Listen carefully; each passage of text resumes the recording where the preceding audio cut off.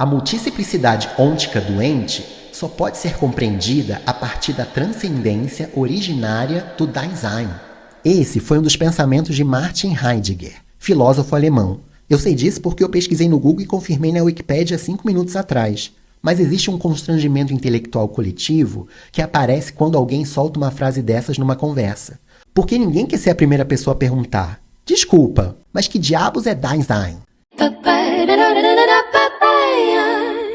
Esse é o grau de surto. E o surto de hoje é pânico intelectual. Porque existe um esforço silencioso acontecendo o tempo inteiro na vida adulta. Parecer intelectualmente funcional. E, principalmente, esconder o colapso interno quando alguém usa a palavra epistemologia numa conversa como se estivesse falando da previsão do tempo. E, como sempre, aqui no Grau de Surto, eu trago 5 situações, 5 pensamentos, noias ou episódios cotidianos que passam por um rigorosíssimo sistema de medição de surto.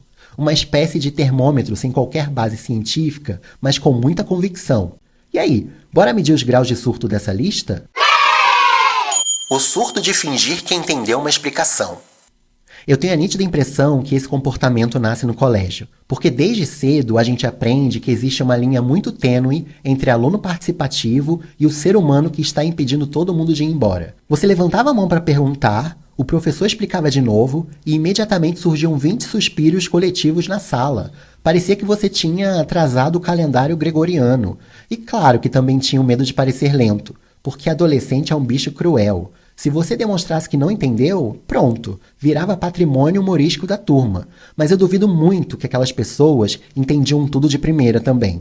Porque ninguém olha para uma fórmula tipo aceleração angular em movimento uniformemente variado e pensa: ah, claro, evidentemente. E graças a Deus as crianças de hoje têm o ChatGPT. Santo ChatGPT. Hoje, eu mesmo não sei quase nada de física ou química. Eu nunca fui obrigado a interromper um jantar para balancear moléculas. Então eu sigo vivendo. Agora, matéria decoreba? Nossa! História, geografia, redação... Aí eu brilhava. Eu amava quando a professora pedia para ler em voz alta. Porque até a 3ª série, o ambiente escolar ainda era um comercial de margarina.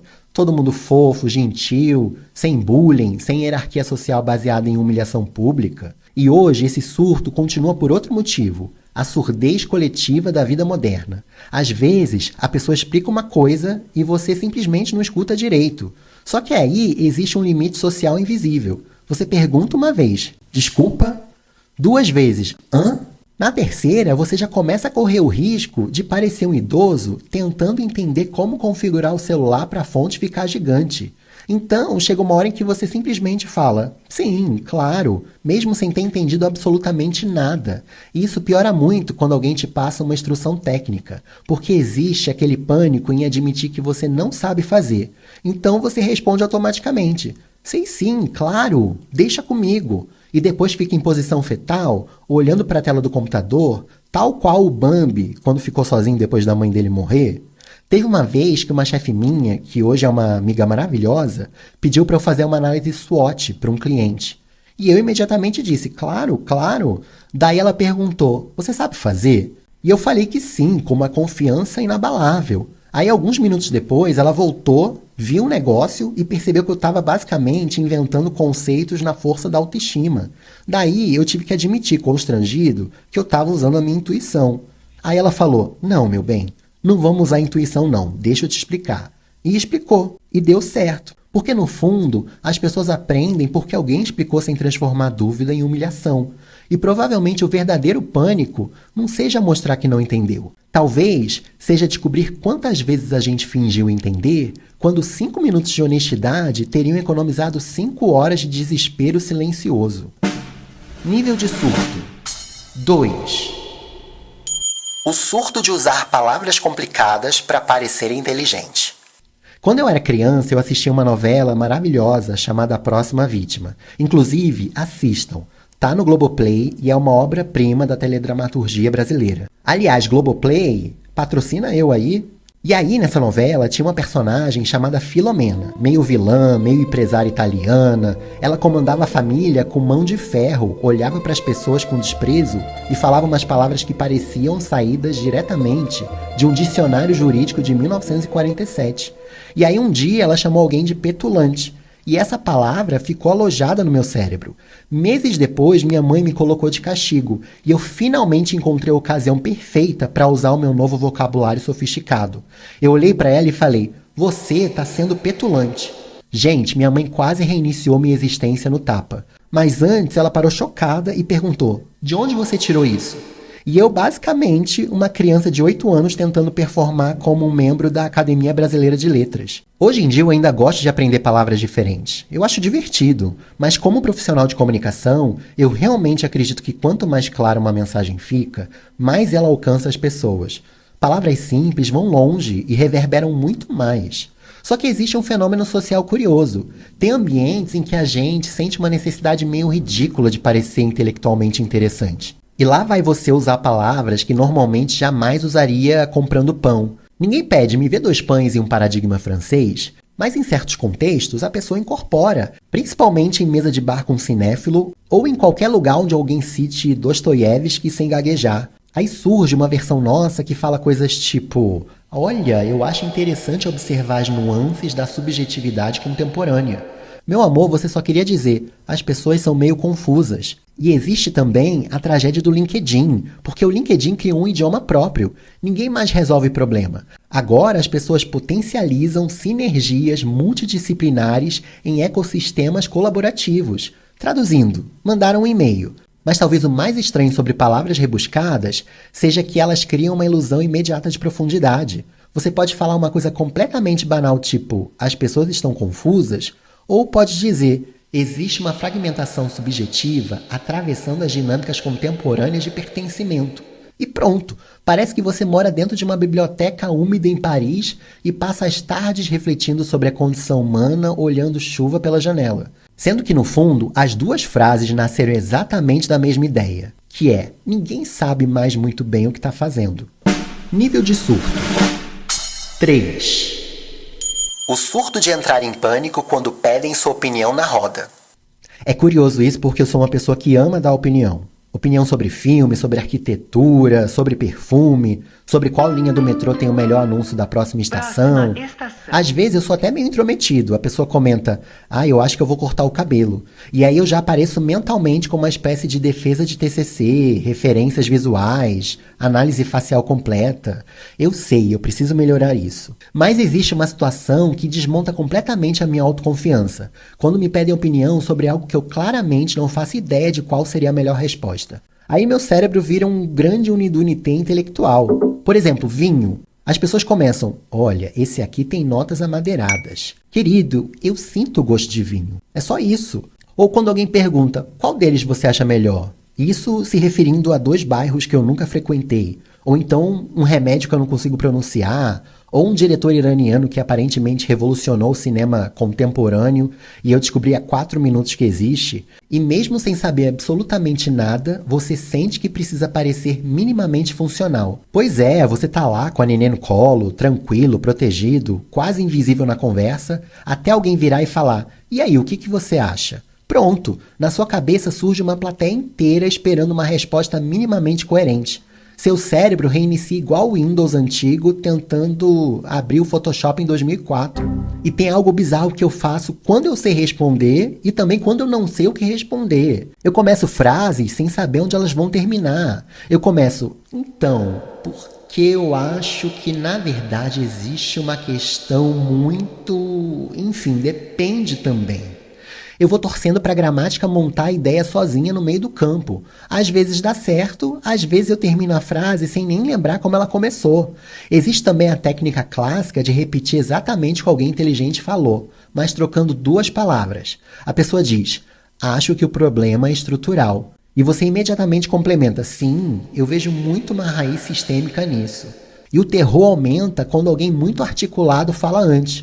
Porque a pessoa faz uma análise brilhante, profunda, sofisticada, e você entra logo depois com não, eu concordo bastante, que é o equivalente intelectual de levar pão de queijo para um banquete da realeza. Mas talvez o mais cansativo nisso tudo seja que a gente trata a resposta errada como se fosse falência moral, quando na verdade tem gente falando com convicção sobre assuntos que mal entende desde o início da civilização humana.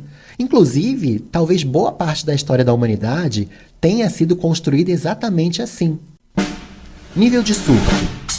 4. O surto de achar que todo mundo é secretamente mais inteligente que você.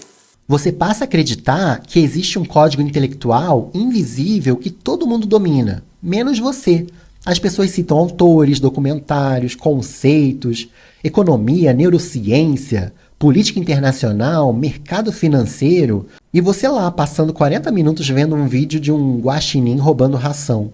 E o problema é que a internet piorou isso num nível absurdo, porque hoje todo mundo parece extremamente inteligente online.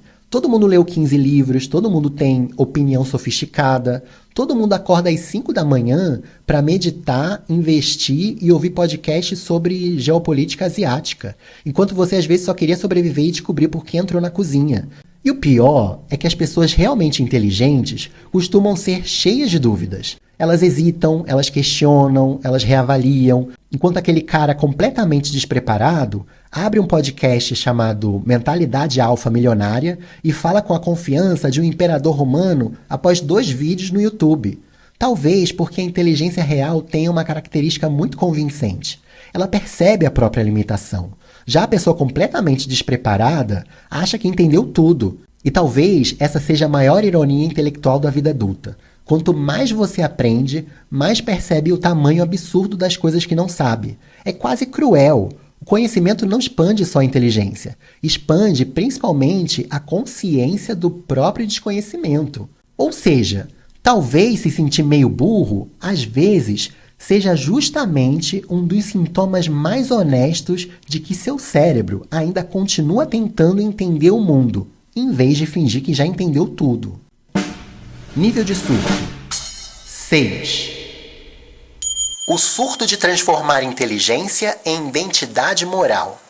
Ah, o colégio. Esse ecossistema absolutamente saudável e nada traumatizante. Se a pessoa fosse considerada bonita, popular, estilosa, socialmente aceita, ela virava, eita, que inteligente, quase um patrimônio acadêmico da turma. Agora, se fosse considerada estranha dentro da lógica cruel adolescente, a inteligência virava outra coisa. Virava ih, lá vem. A pessoa continuava tirando 10, continuava sabendo tudo, continuava acertando a prova, mas junto vinha um olhar meio credo. O adolescente consegue transformar literalmente qualquer característica humana em hierarquia social. É um talento impressionante. E eu acho que a vida adulta carregou um pouco disso. Porque até hoje existem pessoas que parecem carregar um selo invisível de intelectualmente superior. A esposa fala, ai, porque o fulano é muito inteligente. Semana passada ele foi ver um filme de 4 horas sobre o silêncio da existência. Enquanto isso, eu estava assistindo O Diabo Veste Prada 2. E talvez por isso tanta gente tenha começado a transformar a cultura em performance. A pessoa consome conteúdo sem absorver, lê livro para montar identidade, assiste o vídeo na velocidade 2 como se conhecimento fosse prova do Enem. Porque hoje, parecer inteligente virou quase obrigação moral. Você não pode só existir. Isso é muito perigoso, porque cria uma sociedade em que todo mundo vive performando profundidade o tempo inteiro. Ninguém mais vê um filme. Agora precisa analisar a narrativa. Ninguém mais gosta de uma música. Precisa contextualizar culturalmente. Daqui a pouco a pessoa vai precisar fazer uma dissertação sobre o impacto sociopolítico de gostar de farofa. As pessoas usam autores, filmes, livros, opinião política e repertório cultural quase como signos sociais. Só que no fim, inteligência não impede ninguém de ser cruel, hein? Não impede ninguém de manipular, não impede ninguém de ser vazio, nem de tratar os outros feito lixo enquanto cita Nietzsche, tomando vinho natural. Porque talvez uma das maiores farsas da vida moderna seja essa ideia de que repertório cultural automaticamente transforma alguém em ser humano evoluído. Às vezes, a pessoa só sabe mesmo o que significa epistemologia. E olhe lá. Nível de surto. 10. Nota 10. A gente passa a vida inteira tentando parecer inteligente para os outros, tentando responder rápido, ter repertório, não parecer perdido. Mas quando você olha para trás, as pessoas mais marcantes da sua vida provavelmente não foram as mais inteligentes da sala. foram as que explicaram sem humilhar, as que não transformaram conversa em competição, as que fizeram você se sentir confortável para perguntar sem medo de parecer burro, porque talvez existir em paz já seja difícil demais para também virar a Olimpíada Intelectual. Isso foi o Grau de Surto. E se você se identificou com esse episódio, comenta lá no Spotify ou no seu streaming de áudio, porque isso ajuda o podcast a alcançar mais gente que também já fingiu entender Heidegger. Inclusive, eu não faço ideia se Heidegger fala desse jeito mesmo. Mas seguimos.